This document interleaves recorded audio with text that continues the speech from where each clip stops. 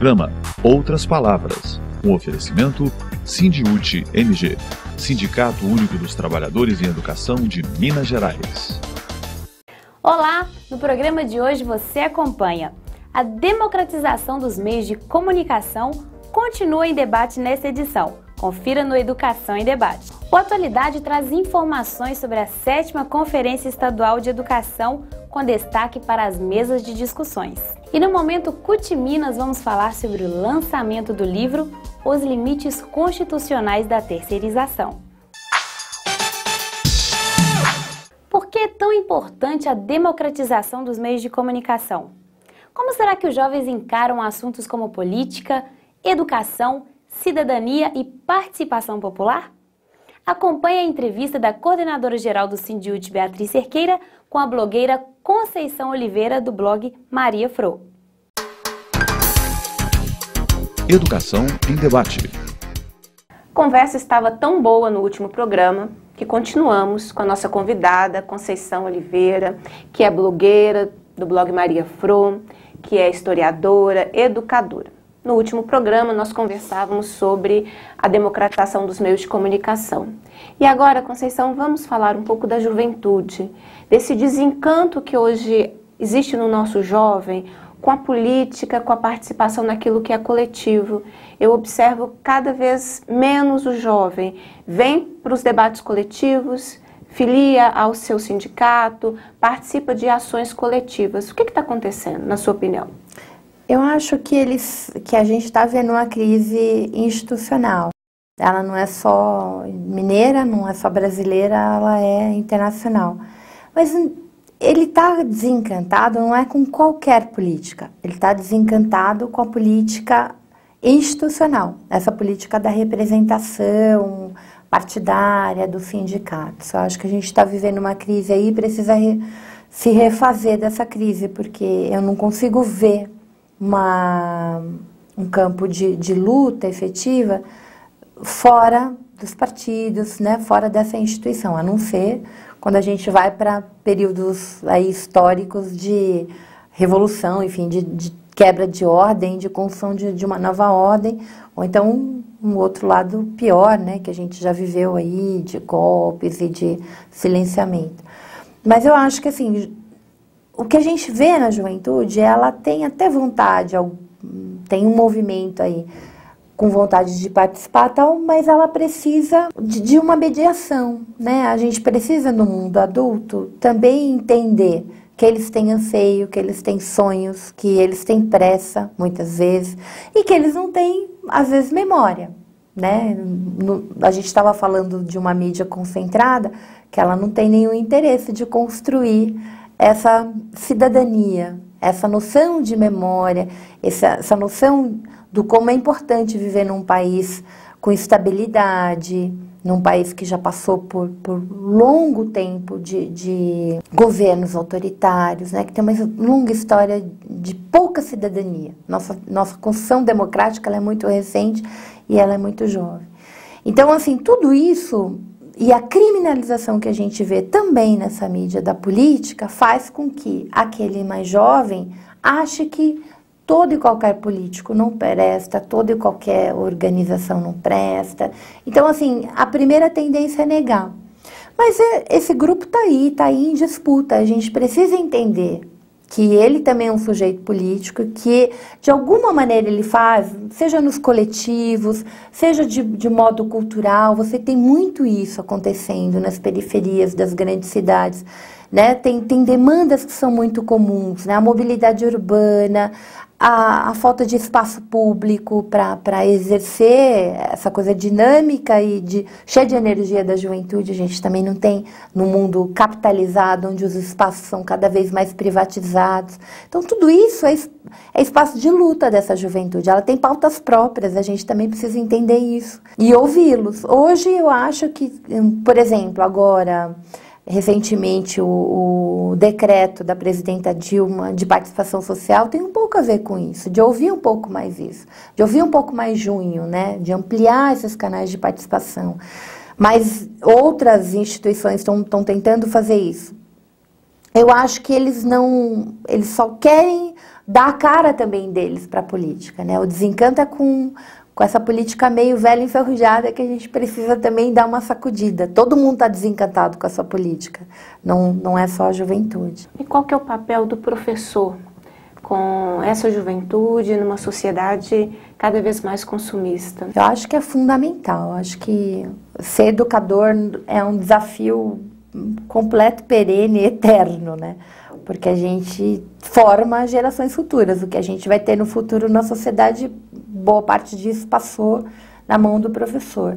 E aí eu estou falando daquele professor que tem isso como compromisso, né? Que ele sabe que, para além de levar informação, de ensinar conceito, ele também tem uma obrigação profissional de ensinar valores e atitudes cidadãs para esse indivíduo em formação.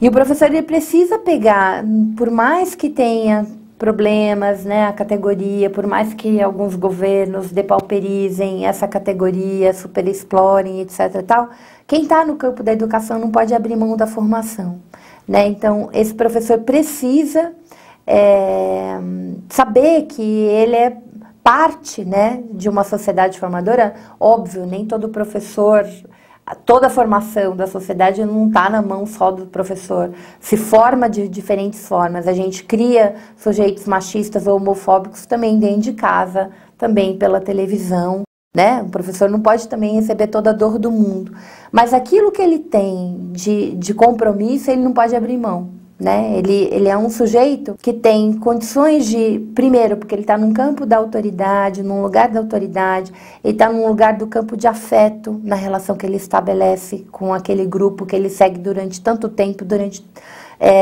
longo período do dia.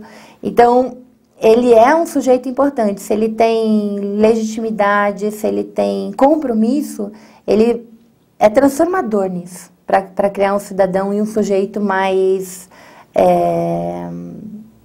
solidário, né?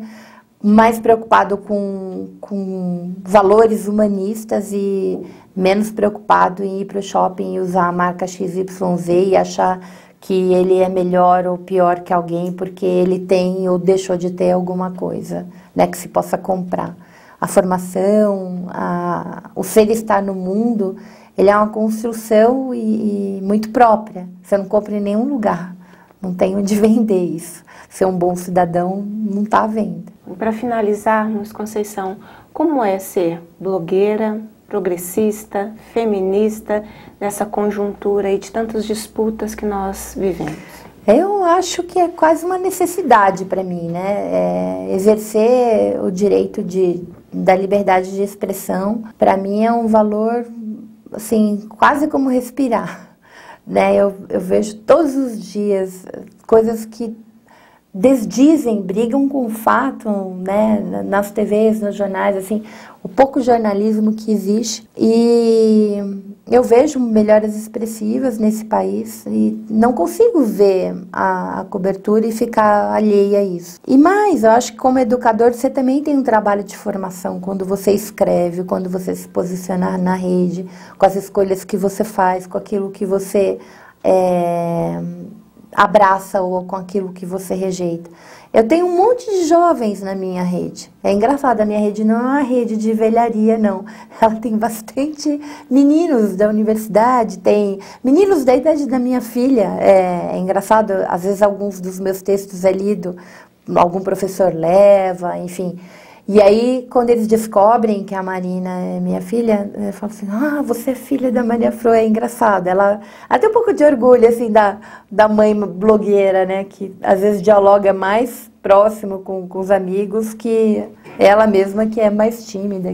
Eu acho que todo mundo que tem um pouco de consciência política, um compromisso com esse país, né? E quando eu digo compromisso com esse país, significa compromisso com os avanços desse país, com a inclusão de uma Argentina, com uma efetiva melhora em resultados do IDH, com o aumento da alfabetização de crianças de 6 a 15 anos, né, que você consegue ver em dados concretos do IBGE. Enfim, quem tem compromisso com um país, né, que as pessoas tenham mais direitos, né, que mais gente tenha mais direito, que seja menos concentrado, precisa falar, precisa exercer o mínimo de espaço que a gente tem, que hoje está nas redes sociais, está na blogosfera. Então, meu papel como mulher, como ativista, como alguém que combate o machismo, que combate a homofobia, que combate a concentração da mídia, é me expressar, me posicionar o tempo inteiro, não abrir, óbvio, né, com coerência, com algum conhecimento em cima do que está falando, não sair só, porque a gente também tem um lado aí ruim, que é esse opinativo para tudo quanto é lado, sem muita propriedade. Claro, estou falando de se posicionar com propriedade, com algum conhecimento de causa, né, tomar um lado sim, mas não entrar, né, nesse jogo de amo, odeio e tal. Quer dizer, a gente está falando aqui de um espaço de construção mesmo da cidadania. E eu acho que a rede, ela pode ser isso. Mesmo nesse mundo meio oba-oba, meio fla-flu, a gente pode se posicionar, escrever com alguma clareza, tentar argumentar, enfim. Isso faz uma diferença, tem feito uma diferença. Você teve a oportunidade de participar de um bate-papo com a Conceição Maria Fro.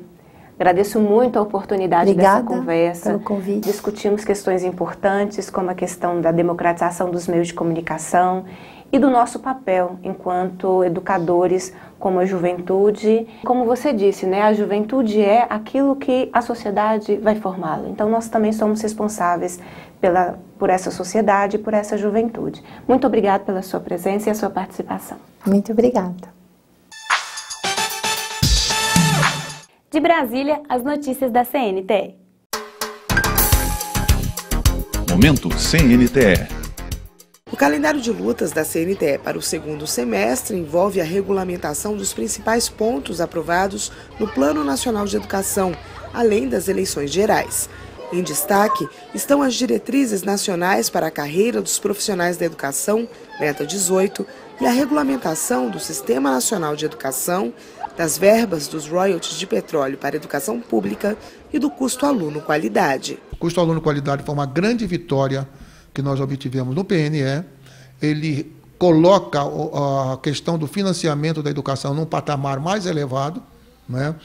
Tem um prazo de 2 anos também para que isso seja regulamentado. Inclusive a CNTE, nós já estamos organizando um grupo interno, como estamos fazendo para outros pontos do PNE, para fazer uma avaliação, para fazer proposta e já inclusive propusemos ao Ministério da Educação que crie uma comissão para começar a discutir a regulamentação disso. Nós não podemos deixar que, como as coisas costumam acontecer, infelizmente, que passado 2 anos não se tenha feito nada e o CAC seja apenas uma boa intenção. Nós queremos que o CAC seja uma realidade, né? E vamos trabalhar para isso. A pauta também inclui a CONAI 2014, o reajuste do piso salarial do magistério e a estratégia de aprovação dos planos estaduais, distrital e municipais de educação. A construção dos planos passa por um debate intenso nos fóruns de educação e, com sua capilaridade, os sindicatos querem mobilizar a sociedade para esse trabalho, adaptado às diversas realidades do país. Um dos focos está na Meta 17 do PNE, que prevê a equiparação da remuneração média do magistério com outras categorias de mesmo nível de escolaridade. Nós precisamos construir referenciais que permitam que as contas sejam feitas de maneira a não trazer prejuízo para os trabalhadores. São cálculos muito complexos, envolve você ter conhecimento de dados que não são muito fáceis de serem conseguidos, mas nós vamos trabalhar na perspectiva de que é uma questão que tem uma grande, que a questão onde a questão técnica tem muita relevância, mas acima da questão técnica está a questão política, tá? De valorizar os trabalhadores de educação, de melhorar esse nível de salário, que é uma vergonha. Nós sabemos que hoje, nós poderíamos dizer que no mínimo 35% é a defasagem entre o salário médio dos professores e o salário médio dos profissionais de mesma formação no ensino, no serviço público. A 7ª Conferência Estadual de Educação, promovida pelo Sindiúti, foi um sucesso. O evento reuniu mais de 1.600 delegados e delegadas de diversas regiões do estado. E as discussões foram intensas. Acompanhe. Atualidade. O SINDIUT-MG, Sindicato Único dos Trabalhadores em Educação de Minas Gerais, celebra 35 anos de existência este ano. Uma das atividades comemorativas foi a realização da 7ª Conferência de Educação do SINDIUT-MG em Contagem. O tema foi Uma Outra Educação em Minas é Possível. O assunto foi discutido amplamente e abordado por vários estudiosos e especialistas. A professora de História da Rede Estadual, Renata Campos de Miranda Bragança, faz críticas ao programa Reinventando o Ensino Médio. De um modo geral, as ideias educacionais nos chegam à escola, eles nos ordenam quando, como deveremos executá-las. O Reinventando o Ensino Médio tem o seu primeiro problema aí, porque ele não foi pensado por nós, ele não foi planejado por nós, mas nós é que iremos executá-lo. Não nos perguntaram como resolver o problema da evasão. Educação em Minas, simulação e ilusão. Este foi o tema da palestra da professora de Ciências e Biologia da Rede Estadual e também diretora estadual do sindicato, Mônica Maria de Souza. É a imitação de uma operação ou processo existente no mundo real. A ilusão, confusão entre aquilo que não existe, que é falso, e o que é e o que existe realmente, que é verdadeiro. E a gente acaba confundindo o que é real com o que é imaginário, e a coisa repetida tantas vezes que a gente acaba achando que aquilo que é ilusão se torna real. A professora adjunta da Faculdade de Educação da UFMG, Flávia Pereira Xavier, faz uma análise crítica do IDEB, Índice de Desenvolvimento da Educação Básica. O que o IDEB é? Ele é uma operação, é o produto de dois outros indicadores. É o desempenho, o indicador de desempenho, que são as notas dos alunos em testes padronizados de matemática e de língua portuguesa, de leitura.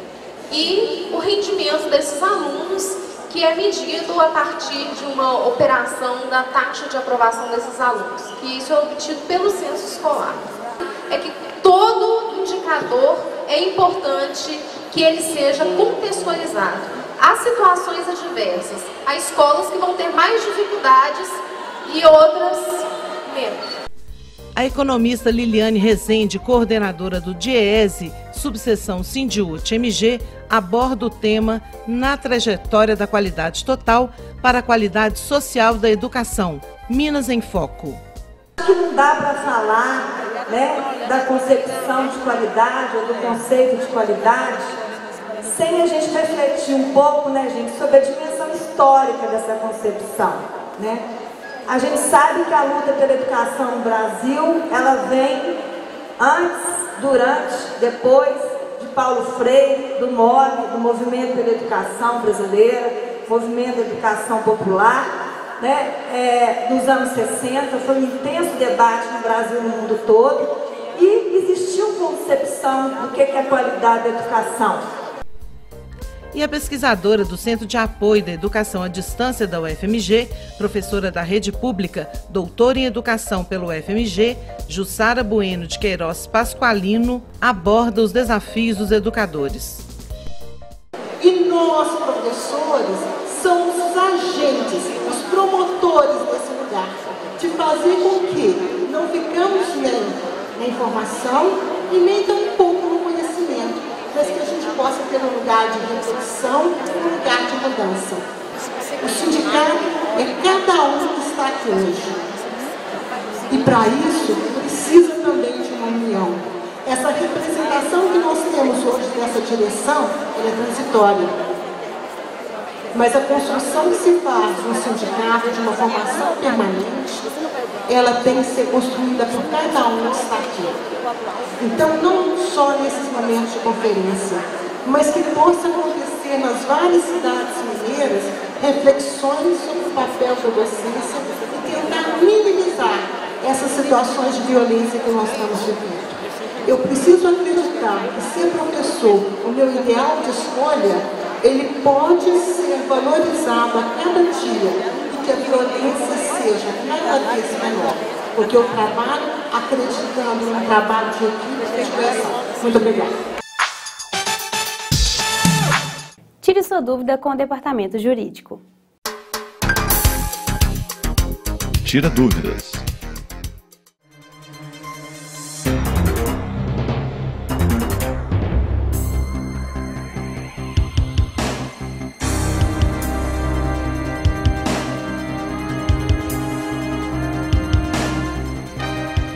Sim, é possível. Inclusive, o Sindiúti já ajuizou uma ação coletiva visando a indenização por danos morais em prol dos servidores que foram efetivados pela Lei Complementar número 100.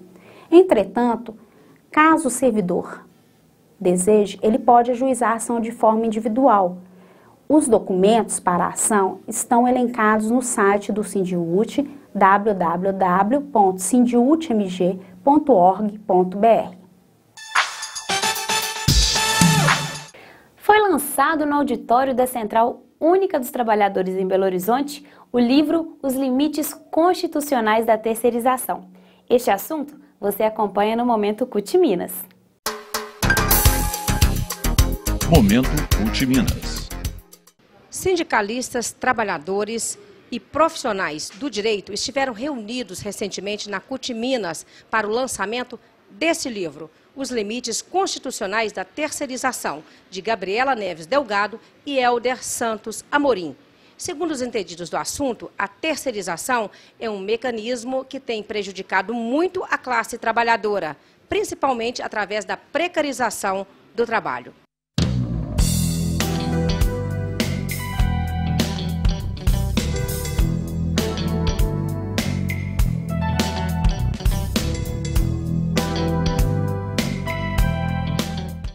Bem, a contribuição é a identificação dos limites constitucionais da terceirização no estudo de direito constitucional, articulado com o direito do trabalho, que tem como perspectiva analisar a terceirização em toda a sua dinâmica, inclusive na dinâmica perversa de precarização das condições de trabalho, identificando primeiro na Constituição quais são os valores fundamentais ligados, vinculados ao trabalho, que a Constituição protege, e, por outro lado, quais são as condições de trabalho que a terceirização enseja na vida do trabalhador. É nessa análise de contraste que nós buscamos identificar se existem limites à prática da terceirização e como identificamos limites exatamente nos direitos fundamentais ou na eficácia dos direitos fundamentais dos trabalhadores, passamos a analisar esses limites, oferecendo uma contribuição,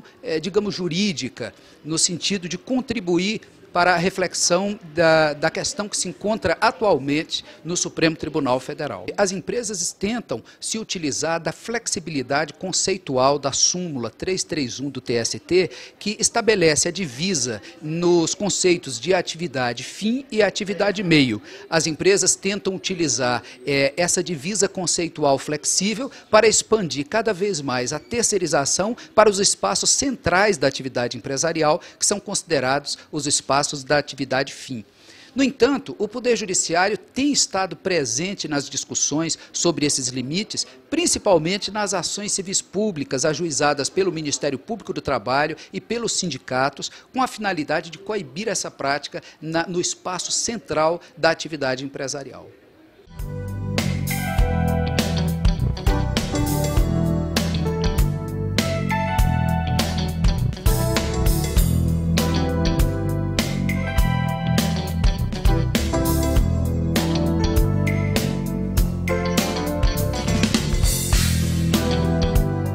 O trabalhador terceirizado, ele é considerado um trabalhador rarefeito. Por quê? Porque a modalidade de inserção contratual deste trabalhador é uma modalidade de inserção contratual que, regra geral, diminui o grau de densidade de proteção pelo direito do trabalho. Nós podemos pensar nesse trabalhador terceirizado a partir de dois caminhos, duas vias. A dinâmica da sua relação individual de trabalho e a dinâmica das suas relações coletivas coletivas com os sindicatos, com a representatividade sindical. Em relação à seara individual trabalhista, esse trabalhador terceirizado, ele tende a ter uma perda significativa de direitos. Primeiro, porque esse trabalhador tem uma dificuldade de construir a sua própria identidade social. Regra geral, o trabalhador terceirizado, ele é identificado como terceirizado. Nós não identificamos o trabalhador como químico, metalúrgico, professor, pela função que ele realiza na sociedade, pela importância da sua função, da sua atividade em si. Então, esse trabalhador, ele tem uma dificuldade de se projetar na sociedade e de se reconhecer como um sujeito que contribui para o local em que ele trabalha. Também esse trabalhador não é reconhecido, regra geral, pelos pares como um sujeito que contribui para o sistema de produção. Regra geral, esses trabalhadores sofrem discriminação no espaço de trabalho, essa discriminação dificilmente é computada em dados estatísticos, porque muitas vezes é uma discriminação que se coloca nas sombras do processo produtivo. Bem, também sob o ponto de vista individual trabalhista, esse trabalhador tem dificuldade de fruir os direitos trabalhistas, como, por exemplo, férias. Esse trabalhador é um trabalhador que sofre uma rotatividade permanente no espaço de trabalho. Então, exatamente para que ele possa manter a sua condição de sujeito que trabalha, regra geral, esse trabalhador ele acumula um contrato atrás do outro, de modo que ele não consegue usufruir do direito a férias. Esse trabalhador também tem dificuldade de receber suas verbas rescisórias. E muitas vezes porque ele mal sabe quem é de fato o seu empregador, especialmente quando a terceirização é uma terceirização ilícita, que se coloca nas franjas aí da proteção do direito do trabalho. Sob o ponto de vista do direito coletivo do trabalho, nós também temos uma série de problemáticas, como, por exemplo, esse trabalhador terceirizado, ele tem dificuldade de se enquadrar na estrutura sindical. O enquadramento sindical do trabalhador terceirizado é um dos grandes problemas hoje na estrutura do direito do trabalho brasileiro. Por essa razão, esse trabalhador que sofre um processo de rotatividade permanente, que tem dificuldade de enquadramento sindical, esse trabalhador dificilmente consegue criar para si e para os seus pares um sentido de emancipação coletiva por meio do trabalho.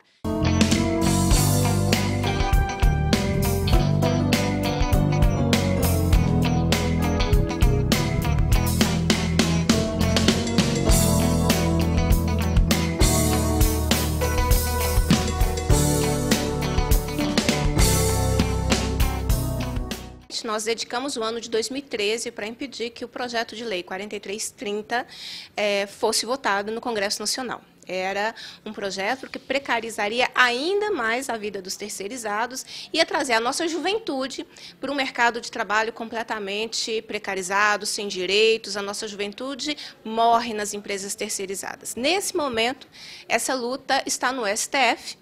Então, não é a CUT sozinha, é a CUT com uma série de parceiros que nós estamos aglutinando forças para pressionar o Supremo para decidir a favor do trabalhador e contra a terceirização sem limites. Nessa perspectiva, foi muito importante a iniciativa da CUT Minas com o lançamento do livro do Helder e da Gabriela sobre os limites constitucionais da terceirização.